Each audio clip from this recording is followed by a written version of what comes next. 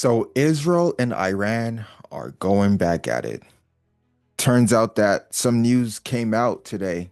I believe Israel sent strikes over to Iran, and now the market is dropping. But with the market dropping with that news, I don't think that there's really much of anything to worry about.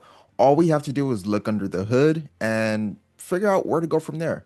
So one thing I like to do is I like to trade using the 1 hour time frame. And what I'm going to do is very simple. I noticed that, okay, the market has dropped and it seems like it's trying to bounce around this 59.56 area. So looking at previous price action, that 59.56 or to 59.50 looks to be some previous demand zone. So price seems to be have consolidated around there and broke out in that area. So what am I going to be looking for going into tonight? Well, I'm looking to see if we can hold up to 59.38.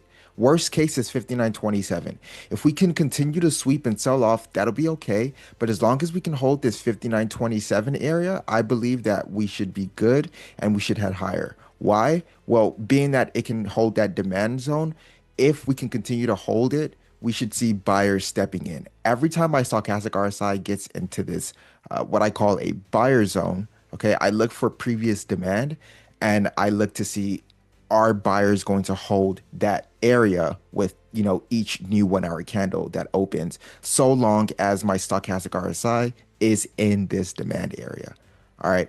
Now, if we look at previous price action, there was a big sell off before, which was yesterday, and the stochastic RSI was in that buyer zone. So I wasn't really interested in shorting this. In fact, I was looking to take long. So what I did on this sell off was look for previous price action in and see if it was near a demand zone. And in this case, we were near a short-term demand zone where we bounced on a Sunday, which was priced in at 59.93.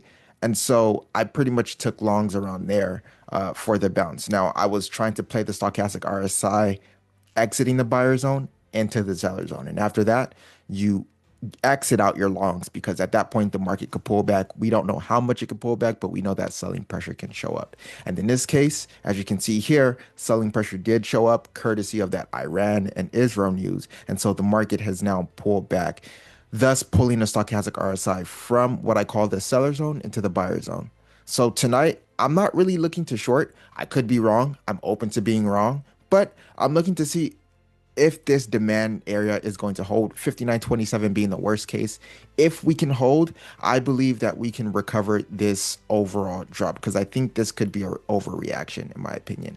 Yes, I do see the rising wedge that's at play, but again, that rising wedge was not playing out until we had some type of catalyst, which in this case was that news. So if we don't hold 59.27, my next demand area that I'm looking for will be pretty drastic, but I'm going to be looking around that 58.74 area. So that's going to be a pretty big drop. So I would need buyers to really hold 59.50s to 59.27 tonight in order to potentially see a recovery of this whole sell-off. They can take it right back up to 60.34 to 60.40. But if they don't hold this demand zone, then we can see another big sell-off down to that 58.76.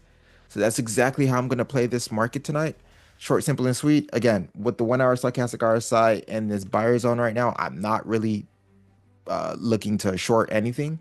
So I'm majority looking for longs until this gets up here. Once this gets up here, at that point, okay, I'll look to exit longs if I'm in it and start, prepping for shorts. So that's how I'm playing this market.